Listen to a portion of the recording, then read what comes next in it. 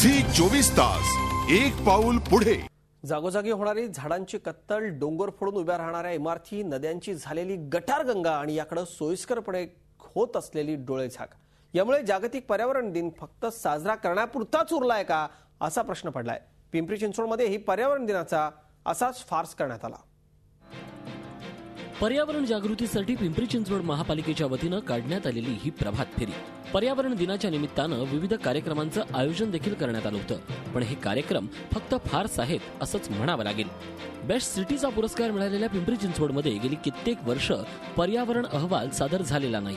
शहरात गेल्या काही वर्षात निम्म्याहून अधिक झाडं जळून गेली आहेत, त्याची माहितीही पालिकेकडे नाहीये। केंद्रीय प्रदूषण नियंत्रण मंडळानं तयार केलेल्या अहवालात पिंपरी चिंचवडमधल्या पवना, इंद्रायणी आणि पुण्यातल्या मुळा, मुठा या नद्यांची गणना देशातल्या सर्वाधिक प्रदूषित नद्या म्हणून करण्यात आली आहे। पण त्यात सुधारणा करण्याऐवजी फक्त दिखाऊ सुधारणांवर भर देण्यात आलाय।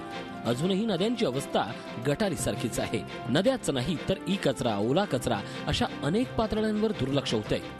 पर्यावरणचा मुळात विषय केला, पर्यावरण रक्षणाचा कार्यक्रम हा एक दिवस नसून हा 365 दिवस केला आणि मग 365 दिवसांतर आपण काय केलं याचा आढावा जर या पर्यावरण दिनी घेतला असता पालिकेने तर योग्य ठरलं असतं।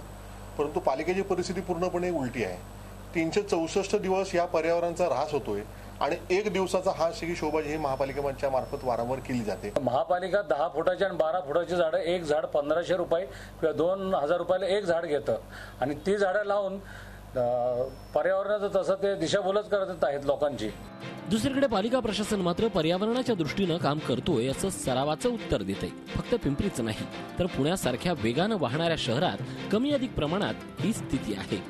त्यामुळे जागतिक पर्यावरण दिनी प्रभात फेऱ्या काढून फार्स करण्याऐवजी या प्रश्नांकडे गांभीर्यानं पाहण्याची गरज आहे। Kailaspuri, Zee media, Pimpri Chinchwad. Zee 24 तास एक पाऊल पुढे।